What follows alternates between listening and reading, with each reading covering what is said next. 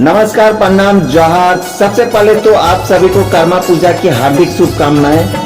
और जैसा कि आप सभी को पता है कि झारखंड में कर्मा पूजा हर साल की भांति इस साल भी पूरे हर्षोल्लासों के साथ पूरे राज्य की कोने कोने के प्रत्येक जिला में मनाया जाता है।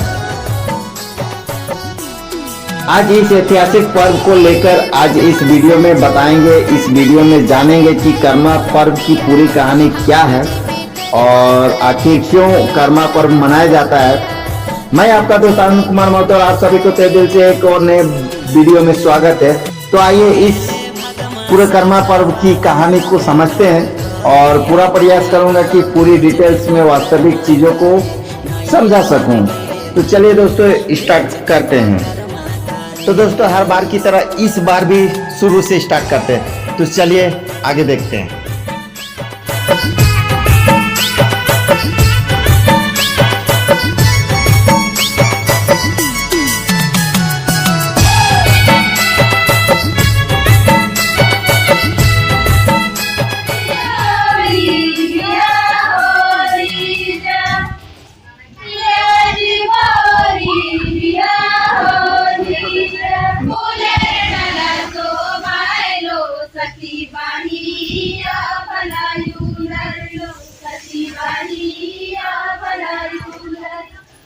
तो इस वीडियो में आज हम बताने वाले हैं कर्मा और धर्मा का जो कहानी है कि कर्म पर्व हम लोग क्यों मनाते हैं और किस लिए मनाते हैं। आज इसी पे हम लोग बातें करेंगे और बहुत सारी हम जानकारी देंगे कि इसके पीछे का क्या राज था जो कि इस पर्व को मनाया गया, क्या जिसका भी जितना भी रीति है, रिवाज है, आज हम उन लोगों के बारे में आज बात करते हैं। तो बस बने रहिए मेरे वीडियो में और खूब सारा एंजॉय करिए और बस जानिए कि जो पर्व है इसको खास करके जो लोग होते हैं, जैसे जो अविवाहित रहते हैं, जो भी लड़का और लड़की विवाह से पहले ही ये वाला पर्व मना सकते हैं। जब उनका विवाह हो जाएगा उसके बाद ये पर्व नहीं मना सकते वो।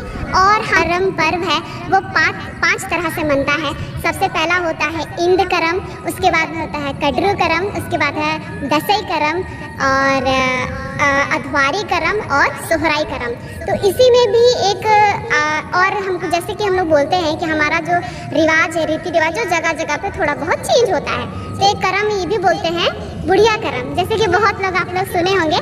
तो ये जो बुढ़िया करम का एक बहुत अच्छा हम वो बताते हैं कि बुढ़िया करम खास करके तब मनाया जाता है जब किसी गांव में वर्षा की कमी होती है। जब वर्षा का बहुत अभाव होता है, उस गांव में खेती बाड़ी करने को बहुत मुश्किल होता है। तो ये एक नियम है कि अगर वर्षा नहीं होती है तो वर्षा देव को खुश करने के लिए वो लोग बुढ़िया लोग ही करेगी, जो जितने भी गांव के बूढ़े बुजुर्ग हैं वो लोग मिल के अखड़ा में कर्म गाड़ते हैं। और ये जो कर्मा पर्व है खास करके लोग आंगन और अखड़ा में ही ये पर्व मनाया जाता है। और ये जो पर्व है जैसे कि हम लोग कहते हैं भाई और बहन का रिश्ता का पर्व है। जो बहनें हैं वो अपने भाई के लिए ये पर्व करती है। बट इससे भी सबसे ज़रूरी बात है कि भाई और बहन का तो प्यार है ही इस पर्व में, बट साथ में लोग इसे जो युवा है, जो भी अविवाहित लड़की या लड़के हैं, वो पुत्र या संतान प्राप्ति के लिए ही ये पूजा को खास करके किया जाता है। तो सबसे पहले हम लोग इस पर्व का शुरुआत करते हैं जावा उठाने से। जावा एक बहुत ही महत्वपूर्ण इस चीज़ में पूजा में एक हिस्सेदारी निभाता है, क्योंकि हम लोग इसी जावा का ही खास करके उसमें चढ़ावन के रूप से हम लोग इसको चढ़ाते हैं। और बहुत सारा चीज़ है, हम आगे आप लोग को बताते जाएंगे। तो इसमें होता क्या है जावा उठाने में कि जो गांव की बहनें होती हैं, जो वो लोग जाती है और एक टोकरी में वो लोग बालू लेके आती है, जो कि उन लोगों का या नदी से हो सकता है या फिर जहाँ से भी उनका नियम है, वो लोग बालू लेके आती हैं उस टोकरी में। और उस टोकरी में बीज डाला जाता है, जैसे 5 तरह का, 7 तरह का या 3 तरह का, जौ, मक्का, मटर, उड़द हो गया। फिर इसी तरह से बहुत सारा चीज़ है जिसको उसमें मिलाकर डाला जाता है। उसके बाद में उसको 9 दिन के बाद या 7 दिन के बाद वो पूरी तरह से तैयार होके पूजा के दिन ही उसको चढ़ावन में चढ़ाया जाता है। ऐसा ये नियम है। और इस 7 दिन के, इस 9 दिन के का जो क्रम होता है, उस क्रम में जो बहनें उस जावा को उठाती हैं, वो उनको हर शाम हर सुबह उसको सेवा किया जाता है। उसको जाकर के पानी छिड़काना या जो भी उसका हल्दी पानी कहा जाता है चूना और हल्दी को मिला के पानी बनाया जाता है। उस पानी को सुबह और शाम जाके उस जावा को जगाना पड़ता है, उसको जावा जगाना कहते हैं। और जितनी भी बहनें उस काम को करती हैं जावा जगाने का, वो ना मांस मछली इनका कोई सेवन नहीं कर सकती है। वो उनको सादा 9 दिन का उपवास, सादा खाना पीना खाना रहता है। यही उनका अपने तरफ से ये है कि विश्वास है, और वही विश्वास से उठाती है और उनका बहुत कुछ अच्छा जावा निकलता है। और अगर कोई इस चीज़ में गड़बड़ होता है तो जावा जो है वो ख़राब हो जाता है। अगर गलती से खा गई है, जो जावा उठाई है, अगर मीट मछली खा गई है तो शायद वो जावा में कुछ हो जाएगा, उसमें कीड़ा लग जाएगा या तो वो निकलेगा ही नहीं। तो इसमें बहुत ही विश्वास भरा है, ये बहुत विश्वास से काम करना पड़ता है। तो ऐसा होता है जावा का, और उसको सेवा करना पड़ता है और पूजा के दिन उसको निकाल के फिर पूजा किया जाता है। तो अब आते हैं हम लोग कहानी की ओर कि इस कर्मा का पूजा करने का शुरुआत कैसे हुआ, क्या ऐसा घटना घटी थी जिसकी वजह से ये करम देव का हम लोग पूजा करना प्रारंभ किए। कहानी का शुरुआत इस तरह से होता है कि 2 दंपत्ति होते हैं जिसका नाम होता है बिरसा और ननकी। तो बिरसा और ननकी का काम, दोनों दंपत्ति होते हैं और शादी के बहुत बाद भी उन लोगों का कोई संतान नहीं होता है। दोनों खेती बाड़ी करते हैं, खेती बाड़ी करते ही अपना जीवन यापन करते हैं। तो जब बहुत साल के बाद जब उन लोगों को निसंतान से वो लोग बहुत परेशान होते हैं कि उन लोग का संतान क्यों नहीं हो रहा है। तो एक दिन ऐसा होता है कि दोनों पति पत्नी जो बाड़ी है वहाँ जाके वो लोग काम करते हैं और दोनों काम करते करते बहुत थक जाते हैं। तो जो ननकी होती है उसको बहुत थकावट होता है, तो वो बाड़ी के किनारे ही एक करम का पेड़ था, उस करम के पेड़ के नीचे बैठ जाती है। उसी छांव में जो पेड़ का छांव है उसी छांव में बैठ जाती है ताकि उसको थोड़ा आराम मिले। और दोनों पति पत्नी कुछ बातें करते रहते हैं और बातें करते करते ननकी को आ जाता है नींद। जब ननकी उस करम के छांव में, करम पेड़ के छांव में जब नीचे वहाँ सोती है तो उसके सपने में कुछ एक ऐसा सपना आता है जो कि उसका जीवन पूरा ही बदल देता है। उस सपने में होता क्या है कि ननकी को करम देव का सपना आता है और वो करम देव ननकी को सपने में कहते हैं कि अगर तुम मेरे 3 डाल को लेकर के तुम अपने आंगन में या अपने गांव के अखड़ा में जाकर गाड़ोगी तो तुमको संतान की प्राप्ति होगी और जो भी जिंदगी में तुमको खुशी है वो सब कुछ तुमको मिलेगा। तो वो जब नींद से जागती है तो वो अपने पति को, बिरसा को, ये सब कुछ बताती है कि हमको नींद में हमको ऐसा सपना आया, ये जो पेड़ है, इस पेड़ के जो देवता है, करम देवता है, उन्होंने मुझे ऐसा कहा है। तो वो लोग दोनों इस चीज़ से सहमत हो जाते हैं कि जो भी उनको सपना में भगवान कहे थे वो इस चीज़ से सहमत हो जाते हैं और करने के लिए राजी हो जाते हैं। उसके कुछ दिन के बाद ही वो लोग, जिस तरह से हम आप लोग को बताए थे कि जो करम का जो पूजा होता है वो भादों के शुक्ल पक्ष के एकादशी के दिन किया जाता है, उसी दिन दोनों पति पत्नी ने 3 गो करम डाल का। और इसमें ध्यान देने वाली ये बात है कि जो हमारा करम कटाता है, जितने भी गांव हैं यहाँ पे, तो जो भी करम कटाता है, जिस पेड़ से अगर करम लाया जाता है वो हमारे गांव के सीमांत से बाहर का होता है। मतलब उसी गांव का उस करम का जो डाल है वो नहीं होना चाहिए। अगर दूसरे गांव से भी आप ला सकते हैं बट अपने गांव का पेड़ से आप उसको पूजा करने के लिए नहीं ला सकते। तो ये लोग लेके जाता है करम का पेड़ और अखड़ा में उसी तरह जिस तरह से उन लोगों को बोला गया था कि आपको ऐसा करना है, तो वो लोग दोनों मिल के पूजा पाठ करते हैं। पूरा गांव मिल के इस चीज़ को करम देव का कर्मा पूजा करते हैं। और ठीक इस पूजा के 1 साल के बाद उस दोनों दंपति को, बिरसा और ननकी को, पुत्र की प्राप्ति होती है। वो भी जुड़वा पुत्र की प्राप्ति होती है जिसका नाम रहता है कर्मा और धर्मा। जो कर्मा होता है वो बड़ा भाई होता है और धीरे करते करते उन दोनों के 7 पुत्र होते हैं और एक उसकी पुत्री होती है। और उनका जो परिवार होता है बहुत ही बड़ा भरा पूरा, बहुत ही बड़ा फैल जाता है परिवार। 7-8 बच्चे हैं, दोनों खुशहाल जिंदगी है और उसके घर में सब कुछ बहुत अच्छा से चल रहा होता है। बट अब मुश्किलें तब आती हैं जब परिवार बढ़ जाते हैं और उन लोगों को थोड़ी सी परिवार को चलाने में, जो भी परिवार यापन करने का जो भी तरीका होता है उनको चलाने में उनको थोड़ा सा मुश्किलें आती हैं। तो जो कर्मा, जो बड़ा भाई होता है, वो सोचता है कि हम लोग को अब थोड़ा दिक्कत हो रहा है परिवार को चलाने के लिए, तो हम लोग ऐसा करते हैं कि हम लोग परदेश जाते हैं काम करने के लिए, और प्रदेश जाके काम करेंगे तो शायद हमारा ज़िंदगी जो है और अच्छा होगा, जितना खुशहाल अभी है उससे ज़्यादा खुशहाल होगा। तो वो चला जाता है कुछ भाइयों को लेकर के काम करने के लिए परदेश। जो धर्मा होता है वो गांव में ही रहता है, और ऐसे करते करते बहुत साल बीत जाता है।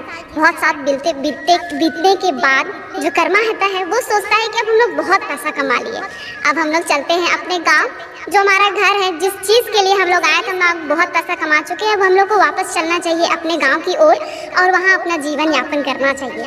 तो ये जो है कर्मा वो वापस जाता है अपने घर, और जिस दिन उसका घर आने का तिथि होता है वो वही होता है भादो माह के शुक्ल पक्ष की एकादशी के दिन ही वापस आता है। इसी दिन कर्मा जो है वो गांव में अपने गांव के साथ में अपने गांव के अखड़ा में वो कर्मा देव को स्थापित करता है, और पूरे रीझ रंग से पर्व को, जो त्यौहार है जो कर्मा देव का है, वो पूजा करता है, नृत्य करता है और रीझ रंग में डूबा रहता है अपने गाँव और अपने परिवार के साथ। तो जब कर्मा वापस आता है और गांव से कुछ दूर में ही पहुंचता है, तो गांव घुसने से पहले वो कहता है कि एक ग्वाला होता है उसको मिलता है और उसको बोलता है कि जाके तुम मेरे भाइयों को संदेश देके आओ कि हम वापस आ गए हैं प्रदेश से और तुम हमको लेने के आओ, मेरे स्वागत करने के लिए आओ, क्योंकि हम बहुत दिन के बाद अपने घर आ रहे हैं, इतना काम करके तब पैसा कमा के घर के लिए। तो वो चाहता था कि उसका स्वागत करे घर वाला, गाँव वाला, कि अरे ये तो प्रदेश से घूम के आ रहा है, क्योंकि उस समय का बात जब अभी भी बहुत ये है कि प्रदेश से कोई आता है तो उनको बहुत इम्पोर्टेंस दिया जाता है। वही चीज़ वो चाहता था कि हमको गांव वाले मेरे भाई लोग सब कोई आए और मेरा स्वागत करे। तो जब वो घर जाके बताता है, पर धर्मा इस चीज़ पे ध्यान नहीं देता है और वो कर्मा देव का ही पूजा पाठ करने में ही वो लगा रहता है, वो उसी में ही इतना उलझा हुआ रहता है कि वो अपने भाई को ले नहीं पाता। इसी बीच में जो कर्मा होता है वो वापस गुस्सा से गांव में आ जाता है और गांव में देखता है कि सब नाच रहे हैं, झूम रहे हैं, कर्म देव की पूजा कर रहे हैं, तो वही गुस्सा से वो जाके उन डाली को गुस्सा से उखाड़ के नदी के उस पार फेंक देता है। तो जैसे कि हम आपको पहले बताए कि जो कर्म का डाली है वो हमारे कोई भी गांव के सीमाने के पार होना चाहिए, और जो उसका भी एक नियम है जो भी हम आप लोग को बताते हैं। तो जो कर्मा का डाली है वो सीमान के पार होना चाहिए। तो कर्म डाल को 3 कर्म 4, जैसे कि हम लोग जानते हैं कि 3 कर्म डाल हम लोग अपने अखड़ा में गाड़ते हैं, पर इसका सच्चाई ये है कि हमारा जो भाइयों लोग जो जाते हैं कर्म काटने के लिए कर्मा के दिन, उस दिन वो लोग 4 कर्म का डाल काट के लेके आता है और 3 कर्म का डाल गांव के लिए लेके आता है और गांव को देता है, जिसमें कर्म देव की हम लोग पूजा करते हैं। और जो चौथा कर्मा का डाल होता है उसको सबसे पहले गाड़ा जाता है कोटवार जमीन पे।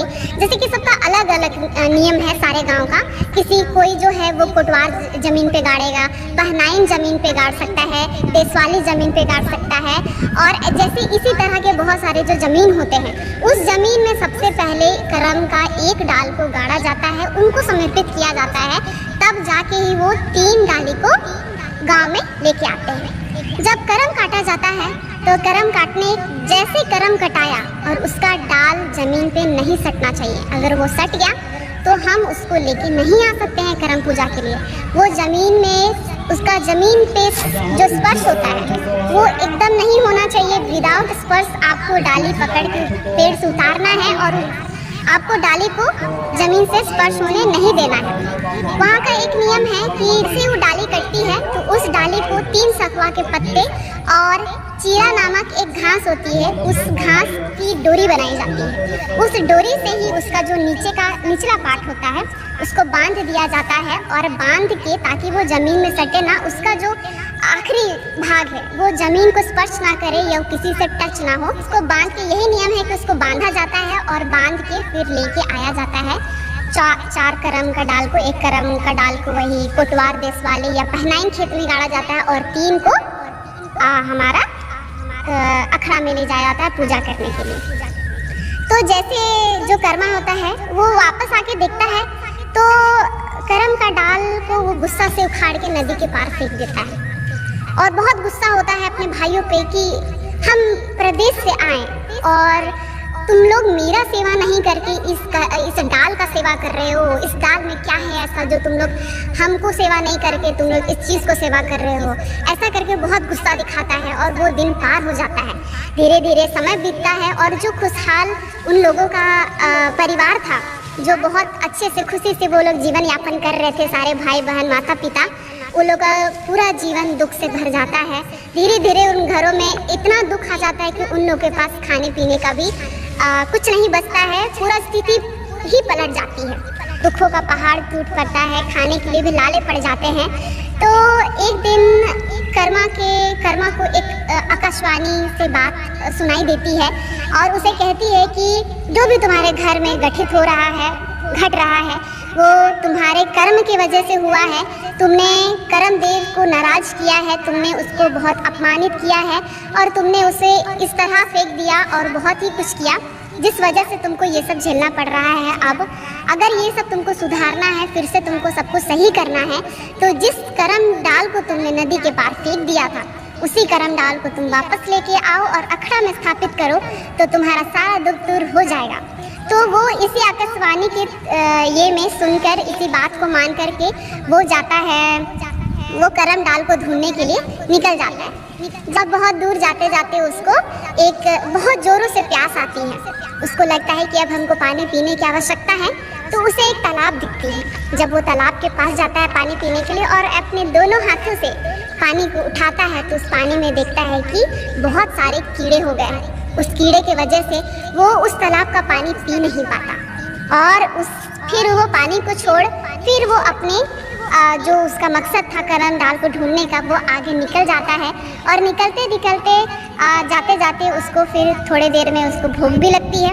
सोचता है कि ठीक है, हम पानी तो नहीं पी पाए, पर अब हमको भूख भी लग रहा है, तो हमको कुछ खाना चाहिए। उसे आगे जा कर के एक चिरकुट्टा दिखाई देता है, तो वो सोचता है कि चिरकुट्टा से जाके वो चूड़ा मांग के खाते हैं। तो उसे मिल तो जाती है, पर जैसे ही वो खाता है और मुंह में डालता है और चबाता है, तो वो चिरकुट्टा में जो चूड़ा दिया था, उस चूड़ा में उसको बड़े बड़े कंकड़ मिल जाते हैं। तो वो कंकड़ की वजह से वो उसे भी नहीं खा पाता। फिर वो आगे जाता है, फिर आगे बढ़ जाता है, चूड़ा भी वो खा नहीं पाता है, उसमें भी कंकड़ उसे मिल जाती है। तो फिर वो आगे जाता है, आगे जाके फिर उसे एक बारी दिखाई देती है। उसी बारी में बहुत सारे खीरे लगे हुए रहते हैं। तो वो सोचता है कि हम जाते हैं और उस खीरा को खा के हम अपना फिर से भूख मिटाते हैं। पर जैसे ही वो खीरा को तोड़ के खाता है, तो वो खीरा में भी देखता है कि बहुत सारे कीड़े लगे हुए हैं, तो वो उसे भी नहीं खा पाता है। फिर और आगे बढ़ता है, तो वो सोचता है हम बहुत थक गए हैं, इतना तलाश कर रहे हैं, घूम रहे हैं, फिर रहे हैं, तो हमको मिल नहीं रहा है, तो हमको थोड़ा आराम करना चाहिए। तो उसे एक घोड़ा दिखाई देता है और वो सोचता है कि हम घोड़ा में बैठ के जाएंगे तो हम जल्दी पहुंच जाएंगे। ऐसे करके सोचता है, तो वो घोड़ा के पास जाता है और घोड़ा को बोलता है, घोड़ा, तो हम ऐसा किए हैं, करम डाल मेरे से गलती से हम उसको गुस्सा से ऐसा कर दिए थे, तो हमको उसी को खोज में निकले हैं। तो जैसे ही घोड़ा ये सोचता है, सुनता है कि वो करम देव का अपमान किया था, वैसे ही वो घोड़ा वहाँ से भाग जाता है और उसकी मदद नहीं करता है। इसी रास्ते में उसको बहुत सारी चीज़ें मिलती हैं जो कि हम लोग को सुने हैं, बट जो ज़रूरी है वो हम आप लोगों को बता रहे हैं। तो बहुत कुछ उसको मिलता है जो वो नहीं कर पाता है। फिर आखिरी में एक उसको नदी मिलती है। उस नदी में उसको एक मगरमच्छ दिखाई देता है। मगरमच्छ जो है वो पूरा जाल से फंसा हुआ रहता है और जो कर्मा रहता है उसको उस पार जाना होता है, नदी की उस पार। तो वो सोचता है कि हम नदी कैसे पार करें। तो नदी को पार करने के लिए उसको किसी की सहायता चाहिए होती है। तो वो मगरमच्छ से बात करता है कि क्या तुम मुझे अपने पीठ पे बैठा के नदी के उस पार ले जाओगे। तो जो मगरमच्छ है वो उससे बात करता है और मगरमच्छ उसको बोलता है कि अगर तुम हमको इस जाल से फंसे हुए हैं, उस जाल से अगर तुम हमको निकाल लेते हो तो हम तुमको ज़रूर तुम्हारी मदद करेंगे। और जब उसे पता चलती है कि वो करम देव का खोज में जाता है तो वो उसे मदद करता है, तो कर्मा भी उसकी मदद करता है। तब जाके वो जो मगरमच्छ है उसकी सहायता करता है, अपनी पीठ में बैठा के नदी पार कराता है और वहीं जाके वो करम डाल को वापस लेके आता है और अपने गांव के अखड़ा में उसको स्थापित करता है और उसी रीझ रंग से वो उसको सेवा और पूजा करता है। तो यही है हमारा कर्मा और धर्मा का जो कहानी है, जिससे हमारा आज कर्मा और धर्मा हम लोग इतने बहुत बड़े पैमाने पे मनाते हैं। तो जो हमारा मेन कहानी है जिसकी वजह से ये हमारा त्यौहार है वो शुरू हुआ, ये यही है। इसमें क्या है और आगे बहुत सारी ऐसी चीज़ है, जैसे कि मैंने इसमें जिक्र किया है आप लोगों को चिवड़ा का, खीरा का। तो ये सारे चीज़ हैं जो कि हम लोग कर्मा, जब हम लोग उपासी जो होती है, जैसे हम लोग अभी उपास करेंगे और हम लोग कर्मा में जाएंगे तो अखड़ा में जाएंगे टोकरी लेके। टोकरी में हम लोग का रहेगा खीरा, चिवड़ा, चना। तो ये सब हम लोग इसलिए पूजा करते हैं क्योंकि आने वाले दिन में इन चीज़ों में हमसे कोई ऐसी गलती ना हो जाए। और जैसे कर्मा को भुगतना पड़ा, वो पानी पीने गया, उस पानी में भी कीड़ा निकल गया, वो खीरा खाने गया, खीरा में भी कीड़ा निकल गया, और वो चिवड़ा खाया, उसमें भी पत्थर मिल गया। तो हम लोग आने वाले समय में हम लोग को, जब हम लोग उस चीज़ का सेवन करें तो हम लोग के साथ वो चीज़ ना बीते, इसलिए हम लोग वो सारा सामग्री हम लोग करमदेव को चढ़ाते हैं। और जैसे कि है ये चीज़ कि हमारा भाई बहन का त्यौहार है, जितने भी अविवाहित लड़के लड़कियां हैं वो अपने भाई बहन का जो प्यार है उसके लिए करता है ये करम का त्यौहार। जिस तरह कहानी होता है, और कहानी के बीच में 3 सवाल पूछे जाते हैं जितने भी उपासी होते हैं उन लोगों को, कि करम को पा के तुम लोग को क्या मिला। तो जितने भी उपासी होते हैं वो लोग कहते हैं कि करम धर्म भैया के धर्म और कोहड़ा लखे बेटा। तो जैसे कि इस शब्द में कहा गया है करम धर्म भैया के धर्म, तो जो कर्मा धर्म मतलब करम धर्म जो है दोनों भाई का था, वही भाई का ही ये त्यौहार है। और इसके बाद में कहा जाता है कोहड़ा लखे बेटा।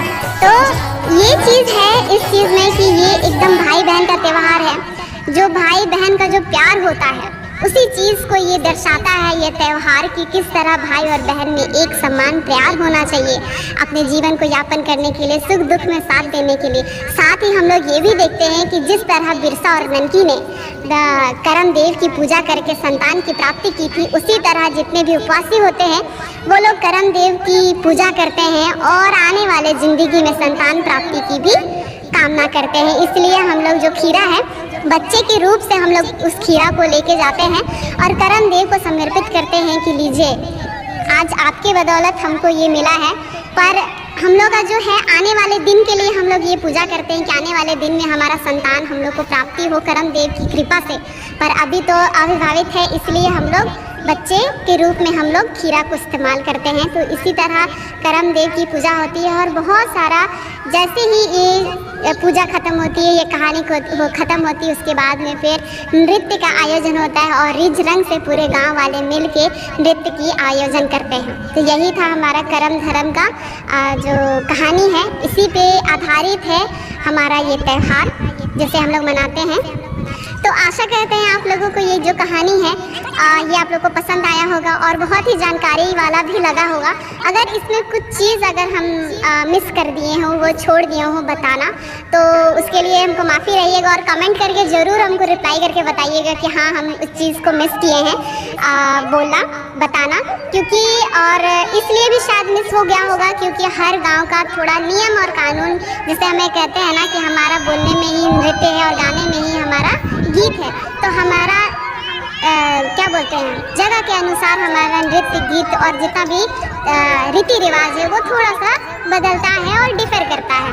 तो अगर हम जो कर रहे हैं शायद अगर वो नहीं कर रहे हैं, अगर उसी वजह से अगर हम कुछ छोड़े होंगे तो हमको एकदम तहे दिल से माफ़ करिएगा। और जो भी अगर चीज़ हम नहीं बता पाए जो ज़रूरी है वो ज़रूर हमको कमेंट करके बताइएगा कि दीदी तुम मतलब कि आप ऐसे नहीं बोली हैं, तो हमको भी शायद जानकारी होगा जो चीज़ हम नहीं जान पाए हैं। तो बस इतना ही मेरा वीडियो, और होप्स आप लोग को वीडियो पसंद आया। अगर वीडियो पसंद आया तो वीडियो को लाइक शेयर कमेंट और सब्सक्राइब करना बिल्कुल मत भूलना।